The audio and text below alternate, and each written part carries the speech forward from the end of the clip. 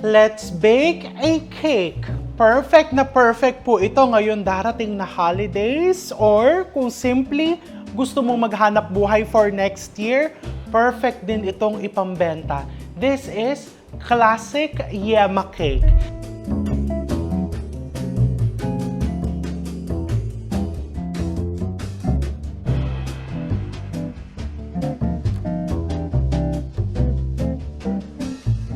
So today, I'm going to teach you the techniques on how to achieve a perfect chiffon cake and of course, a not too sweet yema icing. Simulan muna natin dun sa not too sweet yema icing, o talagang in-emphasize ko not too sweet kasi ayaw mo nang nakakaumay.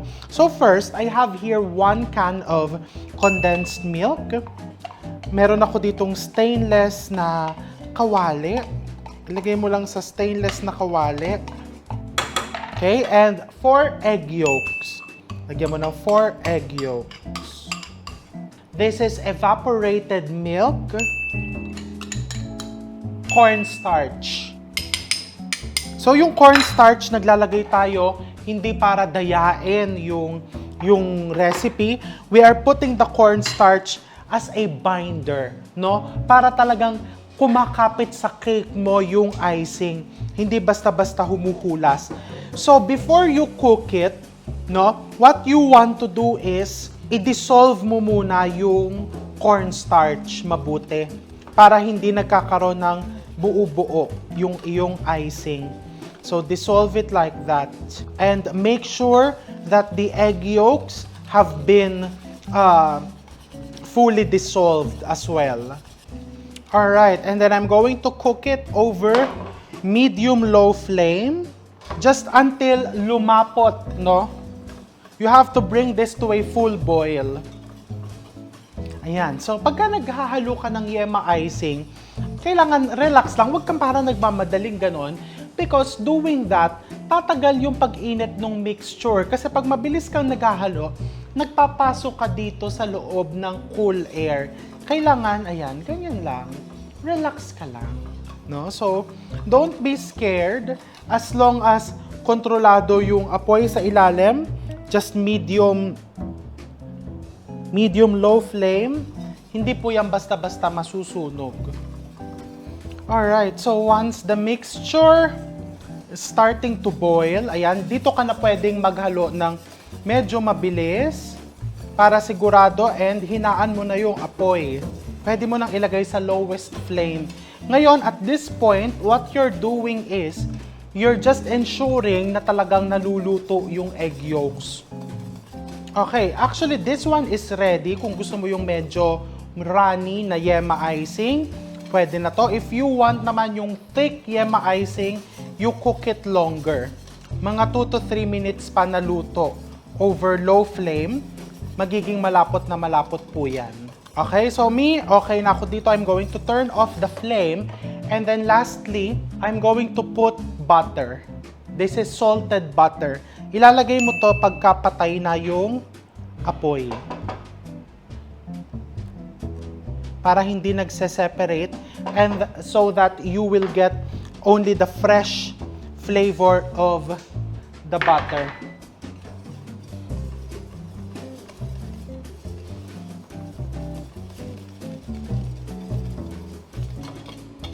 And you have your perfect yema icing. This is so good. Not too sweet. And pwede mong ilagay ito sa chocolate cake if you want chocolate yema cake. Now, how to properly cool this down? No? Pwede mo nang ibuhos to sa cake kung ready na yung cake mo. Pero ako, para talagang kumapit siya, gusto kong ilagay ito pagka medyo malamig na. No? So, nililipat ko siya dito sa pan. This is how you properly store it. You get a cling wrap and then you cover it directly onto the surface, no? Doing this will prevent skin from forming. Ibig sabihin, yung naninigas yung labas nung icing. So, maiiwasan yon. And then, you just let this cool down, and pag ready na yung cake mo, ready na din to, malamig-lamig na, pwede ka nang mag-icing. So now, let's prepare the chiffon cake. So madami sa inyo nagre-request nito. I think gumawa na tayo before nito for the mamon. But this time, whole cakes naman. I'm going to teach you the technique on how to achieve a perfect whole chiffon cake. Okay, let's start first by preparing our meringue, no? So meron ako ditong egg whites and white sugar and creme of tartar. I'm going to put my egg whites into my mixer, to my mixing bowl, fitted with a wire whisk attachment. So I'm going to turn this on medium speed. Lalagyan ko ng konting creme of tartar. The creme of tartar will help stabilize the meringue. Okay? Habang mini-mix ko yan, magsisift na ako ng aking dry ingredients. I have here cake flour. Of course, I am using La Filipina unchlorinated cake flour for superior outcome. So cake flour, this is baking powder, white sugar, just a pinch of salt, just to enhance the flavor. So I'm going to sift this 3 times. Pagka chiffon cake ang ginagawa mo, talagang gusto mo at least 3 times kang nagsisift, no? Or more. Kung nag-enjoy ka mag-sift, just go for it. Basta make sure na walang tumatalsik na ingredients papalabas para hindi magbago yung formula ng cake mo.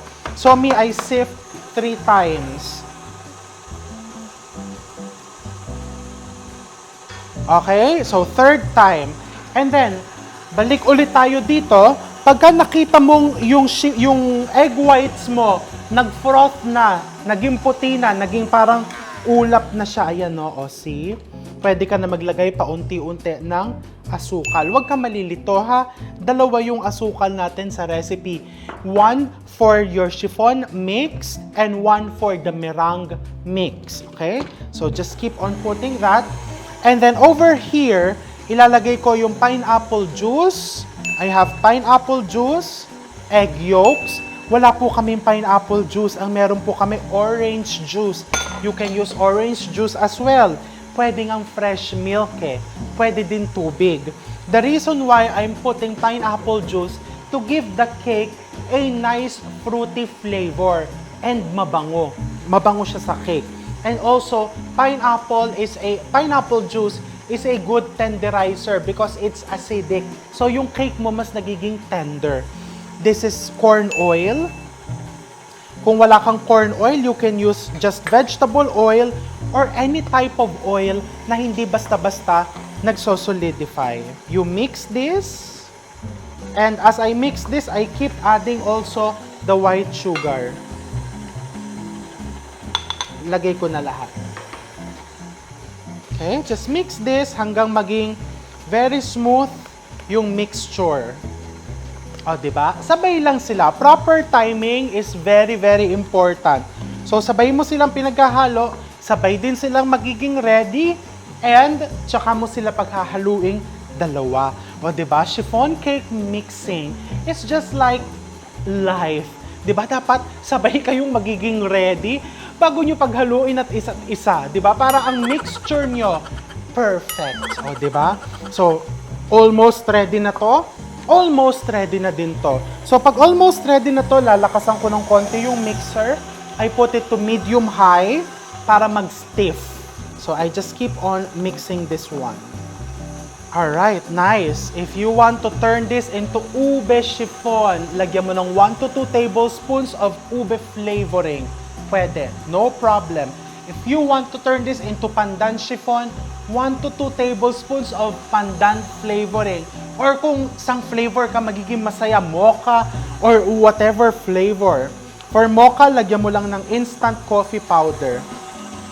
Okay, so this one is ready.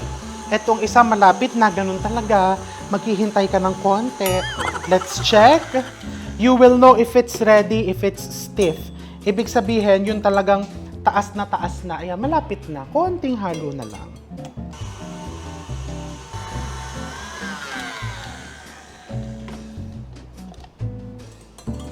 Alright, so now, you will see, pag inangat mo nakataas na siya, medyo malambot pa yung dulo. This is almost stiff, no? Ako, one of my secrets when I'm preparing chiffon, tumitigil na ako pag almost stiff, no? Because gusto mo na mas madali mo silang ma-incorporate together. Pag kasi masyadong matigas to, mahihirapan kang ihalo na siya dito sa iyong base. So what I do first, kukuha muna ako ng konti dito, ipapakilala ko muna siya dyan. O, diba? Para hindi nabibigla both mixtures.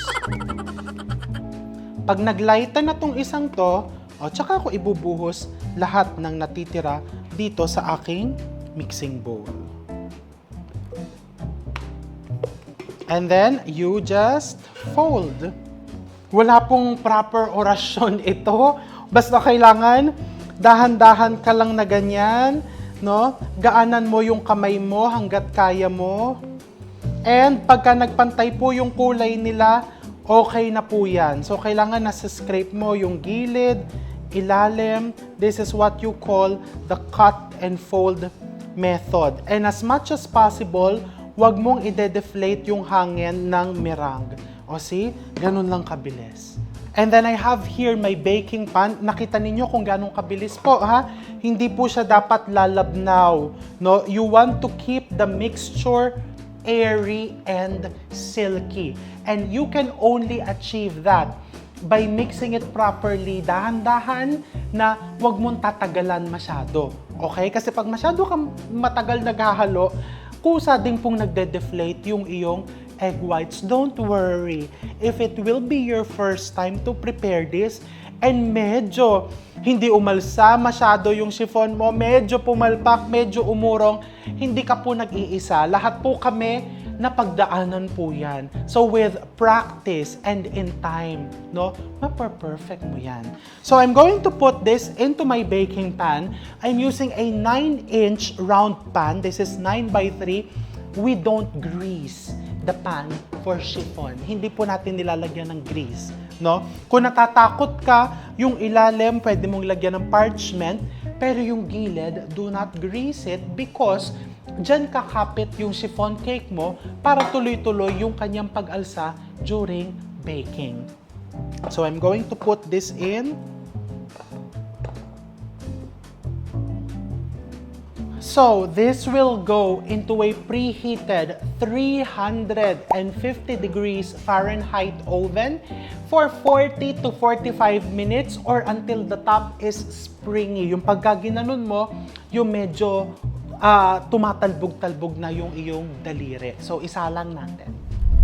So pag naluto yung chiffon cake mo, no, you want to let it cool down upside down. Ibaliktad mong ganito sa cooling rack or sa ganito or kung saan man, basta kailangan nakakahinga yung ilalim and upside down. Iwanan mong ganyan hanggang totally lumamig yung cake or yung pan. Okay? That's very important because many people, nag-shrink, bumagsak yung aking chiffon sa gitna. Paglabas po ng oven, wag mo po siyang pagmasdan, wag mong panoorin. Ibaliktad mo lang na ganyan and iwanan mo, mag-relax ka, gumawa ka ng icing, or kung ano man ang gusto mong gawin, magpa-manicure ka, or whatever, basta iwan mo lang siyang nakaganyan. Okay? Pag lumamig po siya, makikita mo, oh, how nice, diba? How nice. Diba? Using a spatula, paano po namin matatanggal yan kung walang grease? Using a spatula, rubber spatula ha, wag ka pong gagamit ng metal. No? You loosen the sides, or eto mas madaling gamitin, the round scraper. You loosen the sides of your cake while pushing it towards the center. Pinapaluwag mo yung ilalim para matanggal mo siya easily. Nakikita mo, no, kung ganun ka springy itong iyong chiffon. Okay? Gawin mo nang gawin yan hanggang kusa mo siyang matanggal from the pan. O, diba? Super bongga. Super bongga. Ito, wag mong itapon because this is delicious. Now, pwede mong linisin yan, pati yung gilid. And then, icingan mo na. Or pwede mo din siyang kainin ng ganito na. O diba, giant mamon, you just put butter, sugar, and cheese. Pero gusto ko bongga today. So, lalagyan ko siya ng yema icing. Okay, so now let's put the yema icing. And then, nasa sayo yan. You know, hindi po ako expert na cake decorator. No, even though I'm a pastry chef by profession, kanya-kanyang specialty po kasi yan. So what I would recommend is, wala talagang rules sa pag-a-icing ng cake na ano po ba ang kailangan unahin, gilid or taas? You know may answer. Kung saan ka masayang unahin, ako masaya kung inuuna ko yung gilid. So unahin natin yung gilid. O diba may pangalan ko talaga yung cake board na yan. You start with the gilid or with the sides of the cake. Kung naiirita ka dyan sa mga brown-brown, pwede mong mas linisin pa yung cake.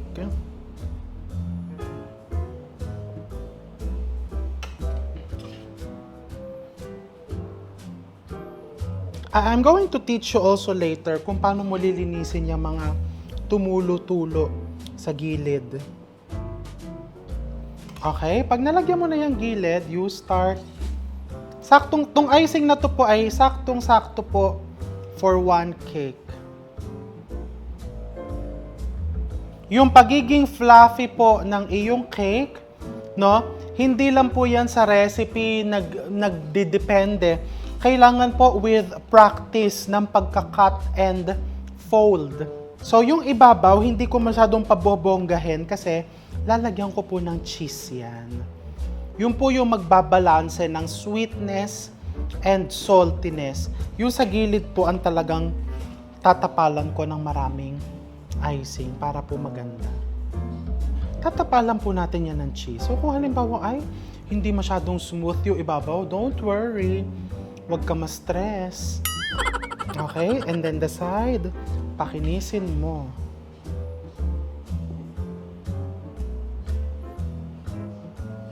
Yan, ikot-ikot mo lang.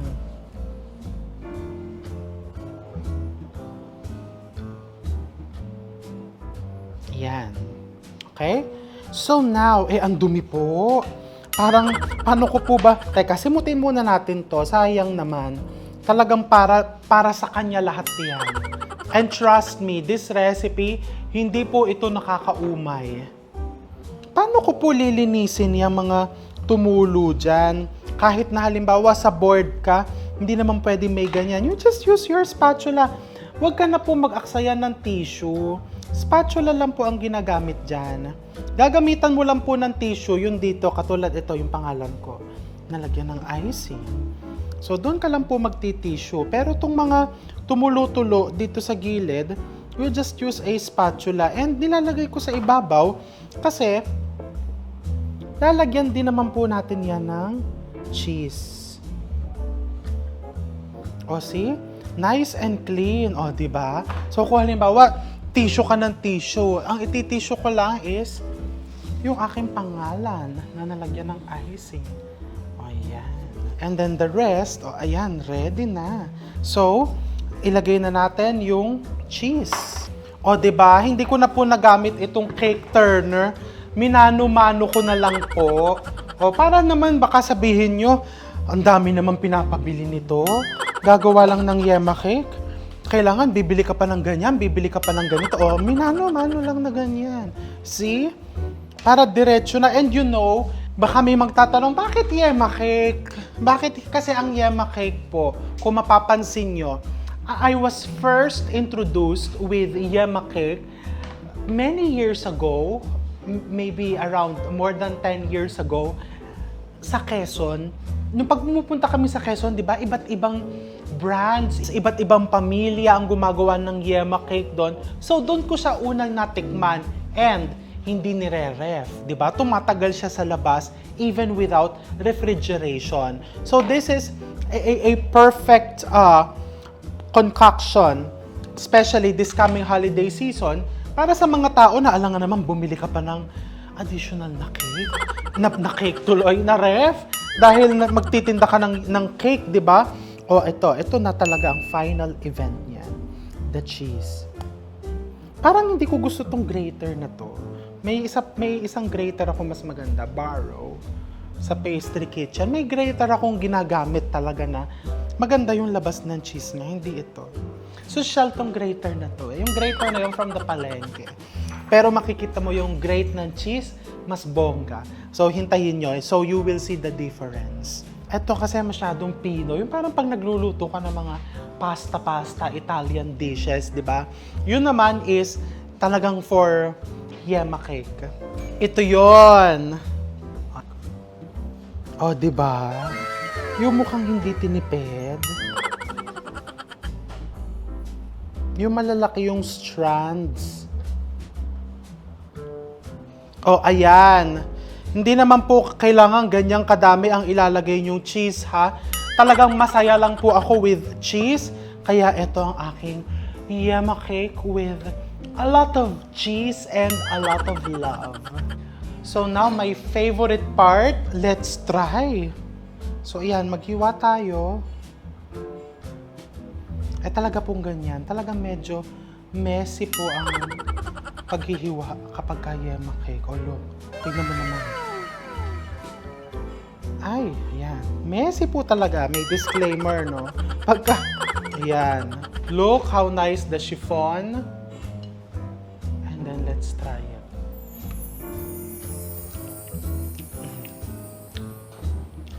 Classic na classic. Sa totoo lang, sa mga cakes talaga, sa mga pastries, nothing beats the classic. So ito, very comforting, very soft, not too sweet, and nagbabalance yung yema and yung saltiness ng cheese. Ano pa hinihintay mo? Mag-bake ka na, whether panghanda nyo, pang business, gawin mo na, now na, and I'm going to see you soon. Happy baking!